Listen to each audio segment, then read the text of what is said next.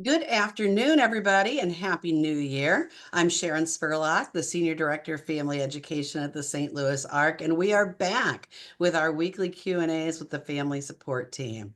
We're starting off the year with a bang because we want to let you know about some really fun celebrations happening at the Arc this year because we are in our 75th year of providing the most amazing services to people with disabilities and their families. Our guest today is Allie Alderman, who is in charge of everything 75th anniversary. Let's get this party started, Allie. Tell everybody a little bit about how you got connected with the ARC and what your current role is. My name is Allie Alderman. I am the project and collaboration manager here at the St. Louis Arc. I came to the Arc as an intern, which is not an uncommon pathway to the Arc. Yes, I was a MSW candidate with the Brown School of Social Work at WashU, and I did a program called the CEO Fellowship. So I had the opportunity to work directly with Mark for my second year of my master's program and learn so much from him and what it's like to be a CEO of a large nonprofit like the ARC. When I finished my time in my internship, I was very, very lucky to be offered a position to stay here and continue doing a lot of what I was already doing and to start doing some planning around the 75th anniversary, which I'm really excited to share with you all today. Yeah, first of all, I think it's so interesting because you are one of the newer employees It of is, ARC. yes, So, totally. so you're probably having to just do a lot of learning about where we came from, what the ARC's path was over the last 75 years. What are some of the most interesting things that you've discovered about how the ARC was formed and how we grew over the years? hmm Yeah, it certainly has been a little bit of drinking out of the fire hose in terms of learning the ARC's history and learning everybody's names from today and way back in the day and how they all connect. So I certainly have been learning a lot, and I also think it's wild to be one of the newest staff members, talking to some of the most longstanding staff members about um, all their experiences here. I've been learning. I think what I appreciate most about what I've been learning so far is seeing both some of the through lines of the ARC's philosophy of how we support families and folks with disabilities and how a lot of that has not changed since the very beginning, and also how much we've changed over time. So it's kind of both. I was just looking through some of our archives today from the earliest years of our formation, and some through lines from then to now have been like, for example, choice making. We've always been very much at the front line of believing in the power of choice and how important it is to offer people choices. Um, and also, we've been reflecting a lot on the way that language around disability has evolved, and especially around IDD has changed over time. And how do we handle how we used to talk about the folks that we support as we explore this history in a way that's respectful and empowering. And um, so there's so much to learn. Yeah, I'm learning so much, but I love to see the identity of the ARC not change very much over the last 75 years. We are still in many ways the rough and tumble small group that got us started in the 50s. Yeah. Well, and I love the comment you made about language because, when you look back on your past, you were doing the best you could at that time with what you knew and what resources were available. And as we Mhm. knew things, we changed things. So our name in particular, I think, is something that we've struggled with over the years, made multiple changes, but carry some history with it that we have to honor that's who we were, and know that we changed things when we knew better. Mhm. um, I think it's pretty cool that we were formed by a couple of moms. Mark talks about that all the time, that we formed the same year as the Arc of the United States, and Mhm. we had two moms who saw some kind of information about going to Minneapolis to learn about new ways to support people with intellectual and developmental disabilities. And they got in their car and headed up there and learned about this sort of new way of providing services and supports, this new focus on staying in their home and being community centered. And they came back. And as you did in the 1950s, they crafted an ad and put it in the local newspaper and hoped that a handful of people would come to the Ark for an informational meeting. I think they put up 15 chairs, Mark told us, and Mhm. 150 people showed up. And really, those 150 people, those families, were the founding of everything that we do today. Mhm. So I think that's a really, I think we've always been driven by family requests and then by the family members with disabilities requests and them telling us what they need. So that's really cool Mhm. to me. So it's been sort of a historic time of the year right now. Why do you think, looking at our history, why is this an important thing for us to delve into? I mean, even bouncing off of what you were just speaking about, like who was in the room when we were growing into the Ark is fascinating to me. As I was flipping through some newspaper articles from the 50s today, um, many of the women described are described using their husband's name, like they're Mrs. Jake whatever, they're Mrs. Ryan whomever, like her name isn't even a part of the article, even though we were a group formed by moms. And there are also articles in these papers that use language in reference to Black folks that we wouldn't use anymore. But I flip through our photo albums of back in the 60s and 50s, Black folks were a part of our original history too. So I feel like the Ark has lived at the intersection of all these different identities uh, since our formation. And I heard from one of our longtime staff members that on the first board of the Ark, we made sure that we had a Jewish family and a Catholic family and a Black family and a Protestant family to make sure that we had representation and voices from a variety of different groups, but also to show that disability impacts everyone, regardless of race, regardless of gender. So I think it's really a neat moment to look back at our history now and think about all the ways that we've changed, all the ways that we haven't, and sort of return to those roots of like intersectionality and disability being something that touches everyone, so everyone has to be involved. I find that fascinating because Mhm, honestly, the way you look at it is different than the way I look at it. mhm, You are looking at it through a lens of a younger person, somebody that's newer to the field. Those are things that I haven't thought about a lot, but they're really interesting, and mhm, it is interesting to think about whether we honored those things, whether we processed and thought about those things then. So I think it's been.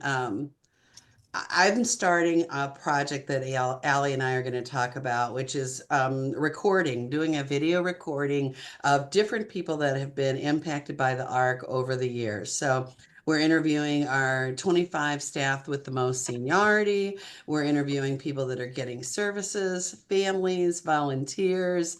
And the very first person I interviewed was our former CEO, Kathy Meath, who had been with the agency for a very long time. She started before we had any residential houses, when we had a 24-hour drop-in respite facility.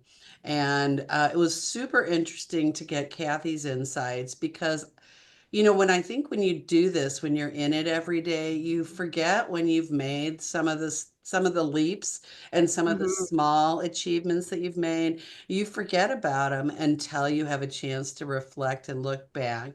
And she was talking about the way originally, our funding came through a medical model called ICF, Intermediate Care Facility Funding. And it was really designed for people in nursing home settings that needed medical support. So a lot of the things we had to do were around that type of documentation of medical needs being met, which is important. But it's certainly not everything when you're talking about someone who's in their 20s who wants to work, who wants to have Mhm. friendships and relationships, and so Kathy talked about not only kind of how we operated then, but also how we operated outside those boundaries, that we had to meet those requirements, but we also had to think bigger and figure out if people wanted something that wasn't in line with that ICF format, how did we make sure we help them get what they want? So I'm looking forward to the videos. I think they're going to really open my eyes to a variety of things.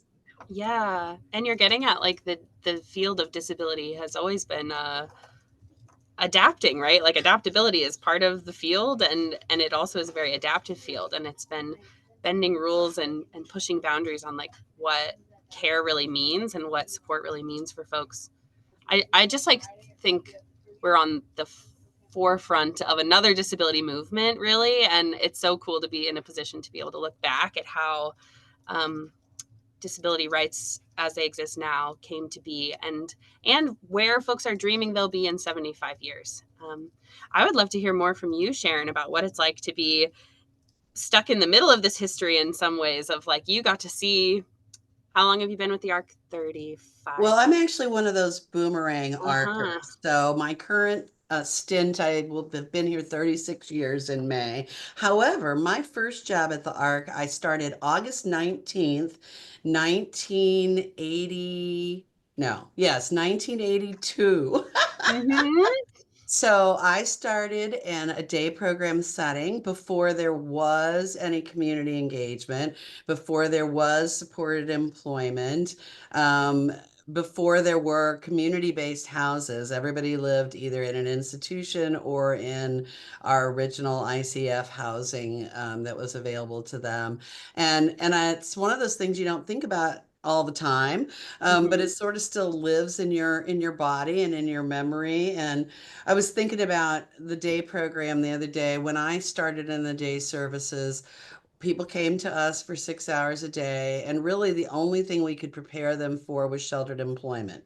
Mm-hmm. So that was it. Either we were preparing them for that, or we were just trying to skill build to the best of our ability with people. And so no one ever left the building. We stayed at the building, and if you were working towards getting a job in a workshop, we spent hours with you learning to do imitations of the jobs that you might do. So this was so long ago that computers were run with computer cards, and we had stacks and stacks of computer cards, and we would ask people to stuff a certain number of cards in each envelope. So I might tell one person, your job is to put 3 cards in an envelope, and they had to do as many of them as they could do in an hour. And I counted them. We counted all the work they did because their production scores were what were going to matter as far as them getting a job. And we had nuts and bolts that they sat and assembled, nuts and bolts, so I could measure how quickly they did that. And it was so awful in retrospect because not Mm-hmm. only was the job incredibly boring, and you were pushing people to produce when there was no paycheck. There was no reward for doing it. But worse than that, we had a table in the same room, visible to all the people working, where they disassembled the stuff so that we could re-put it in front No. of them to keep doing it. And I think about that, and our intentions were so good, but what a horrible way to go through life, to go to a place where you had to do made up work all the time, over and over again. And when I came back to the ARC in 1989, I that was the first year we had a pilot grant for supported employment. And I was working in the day program, and somebody said, look, we've got this funding for supported employment, and there's all these pre-training materials locked in a closet, but we're waiting for people to teach us how to use them. And I said, well, that's going to happen today. And I unlocked the closet, and it was filled with mops and buckets and razors and gardening equipment, and it was all stuff all of us knew how to use, but people were waiting to get directions on what to do. So we went in. At the time there was a greenhouse at Dawtell. We cleaned Wow. out the greenhouse, and everybody started working in there cleaning, and we made arrangements to, or not cleaning, but doing some planting. We made arrangements to clean the locker rooms in the gym and work towards some of those skills. And we started doing more of those kinds of tasks so that people really could go out and get all kinds of other types of work. And I can remember actually in the 82 to 87 part, a day that I decided I was going to take people to work on laundry and go to the laundromat and take care of some of the stuff that we dirtied while cooking or whatever else we were doing. And I got in trouble for leaving the building. They said, if you want Mm, to do that, you can fold clothes while you're sitting at the site. Like the leaving and being in a community setting was not valued at that time. So mm, I could tell a million stories, but it's really interesting for me to look back because all of those things are things we would never consider doing today. mhm. I was going to say the day program might get in trouble if they don't leave the building now. For sure. Absolutely. Yeah, for And good watching reason. the day program now, ask the individuals that are there, what do you want to do? And I see people there um, creating their own activities. You know, Mhm, there's people there that run um, puzzle groups. There's people there that's plan social events and that it's so much more meaningful. And I just love seeing that art for me is really important. So yeah, mhm, I think there is a value to looking back and to celebrate where we are today and to celebrate with all the people that have been engaged in making this happen. So, mhm. talking about that, what are some of the ways that you see us celebrating this year? Great question. I think a primary function of my job is the keeper of the calendar for the 75th year. So I'm happy to do that and share some of the upcoming things going on because there is a lot. Every department has been tasked with finding a way to celebrate their program, their staff, their folks that they support. Um, so there will be something for everyone this year, I assure you. Um, some upcoming things that the community should know about. We are having our official kickoff event tomorrow on the 22nd. It's a hot chocolate toast. So from 1:30 to 2 p.m., if you want to join us in celebrating the launch of our 75th year, we will be drinking hot cocoa all across all sites. Next month, February, we are dedicating to advocacy.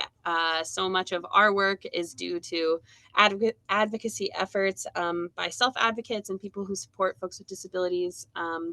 So we are really highlighting in February legislative action and all the different ways you can be an advocate, culminating in Legislative Advocacy Day in Jeff City on the 26th of February.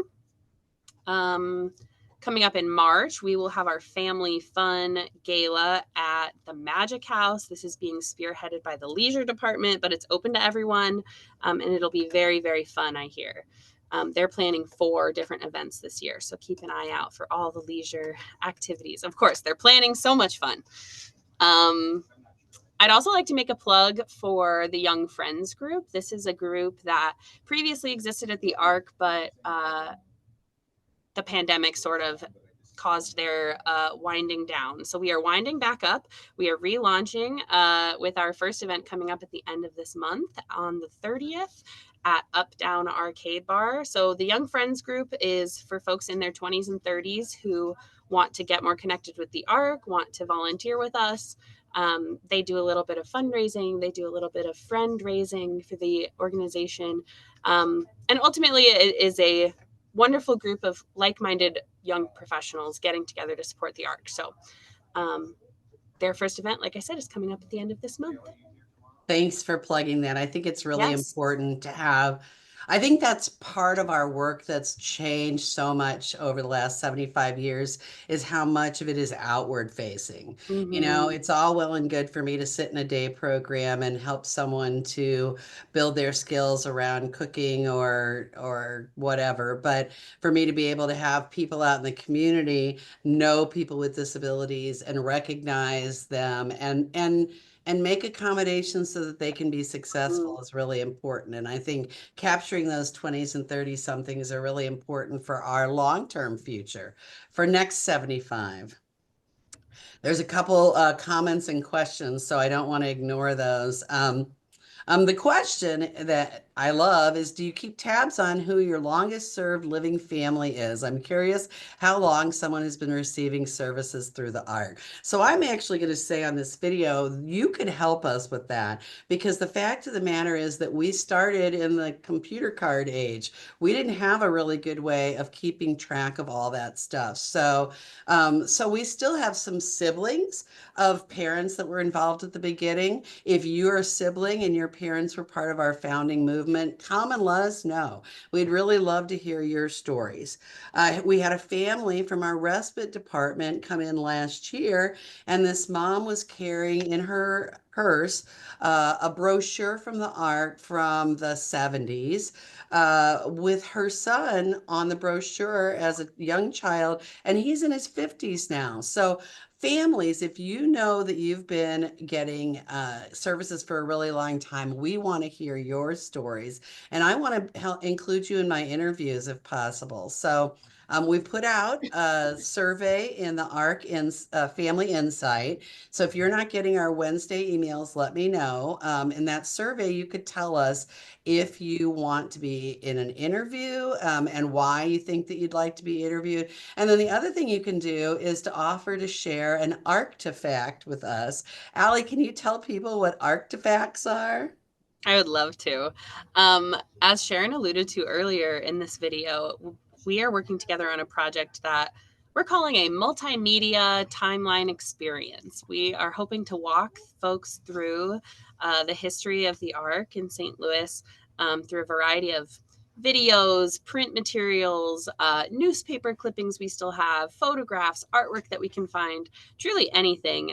Someone was talking about a golden sledgehammer earlier to be featured in our our artifacts. So could be an object, could be a printed item, but we're just hoping to showcase the ARC in a multimedia sort of way. So if you have an item or a photograph that you think might be fitting for a project like this that explores our history, please be sure to share it with Sharon. Well, and the thing is, you guys may have stuff that we just don't have anymore. If you were a member Mhm. of our basketball league 50 years ago, maybe you've got a trophy still. We don't have any more of those trophies, but we would love to have your trophy be a part of our exhibit. Maybe your family member gave you a piece of art that they created at an art class that we offered. We don't have any of that anymore. We would love to have access to that. And we're going to take really good care of your things so that we can get them back to you in good shape. But yes, that information will be in the newsletter. If you're not getting it, let us know. We want to get everybody's input into what's going on. And while I'm talking about that, we've got one more question about how to find out about the family events for the anniversary. I'm working in partnership with the leisure team on that, and that'll be promoted via the newsletter and via direct emailing. But what's going to happen is that there's going to be 4 events, and families are going to ask to be ranking their preferences. For example, the Magic House is a dance with some appetizers. There's also going to be glow in the dark bowling. There's going to be a chicken and pickleball event and a top golf event. So you're going to need to rank those in order, and we're going to try and make sure that as many ARC families as possible get to participate in at least one of those family events. So be on the lookout for that. I'm guessing that registration is going to come out probably in the next couple weeks, so pretty soon. What other ways are we celebrating, Allie? Are there other things that people we support and families could join in? Mm-hmm. Great question. Well, folks we support will certainly be included in many of the daytime activities that are happening throughout the year with programs and through some of the staff committees that are putting on things for like Black History Month and Women's History Month. There's a lot that we usually do every year that we're trying to elevate. So the folks we support will certainly be in the mix of that. Um, I would say that coming to attend some of our advancement events is another great way for families to stay connected with the 75th year. We have a date for our trivia event on April 4th. The theme is birthday because it's our big 75th birthday. So, yes, our trivia event. This is also the kickoff to our CQL accreditation process again. We are being reaccredited by CQL, the Council for Quality and Leadership. So there will be a lot of fanfare in June to welcome them to come check out the amazing work of our agency. And I'm sure families and folks we support will be in the mix of that. Yeah, that's about what I can say so far. There's lots going on. Um, I yeah, and we love hope you it. can join us. Social media is another great place to stay plugged in with what is happening and what you can attend as families or as someone we support. That's such a great reminder. If you Mm-hmm. are not following our Facebook page, our Instagram page, following what's happening on LinkedIn, check out those outlets because we are going to be sharing a whole lot of information. One of the things that Allie didn't talk about, but I'll talk about is our gosh, I just forgot the name of it. You're gonna have to help me. It's an award celebrating community Yes. partners that are elevating resources and supports for people with disabilities. So we are going to attempt to give out a minimum of 50 awards to community partners this year with some pom-poms and some cheering and some arc level of excitement. And what's that award called, Allie? It is called the Bravo Award, and it will be, Bravo. yeah, Bravo, and it'll be presented by our ARC Celebration Squad. So that'll be people we support, staff, anybody that families that want to get involved. So we're going to try and gather a small group, 4 to 10 people that are just going to blast into a business location or a college or any other spaces. So if you have a place that you'd like to recommend, let me know. If you want to be given some pom-poms to cheer with us, you can let us know that as well. Tell me what you said you think we're on the verge of another era of services. What does that mean to you? I'm going to end with a forward-thinking piece. I love a forward thinking question. I think that when those moms started the ARC 75 years ago, they had no idea what shape we would take and what direction we would run and how big we would grow. So, and I think they did not even picture or couldn't imagine for the folks that they loved and cared for what their lives might look like as they do now. So I just like really think we have no idea what 75 years from now looks like, and I hope that for the people we support, it means uh, being truly and deeply embedded in their communities and being valued members of society as equals. And I think we are working on inclusion now, and I hope we get to belonging in another 75 years. That's where I'll Oof. leave I that. can't say anything better than that. Here's to belonging. Happy anniversary. And Happy New Year, everybody. I'm just so happy that we're going to be able to celebrate together all year. Thanks so much, Allie. I appreciate it. And thank you for coming today. Have a great Thanks, rest of Sharon. your week.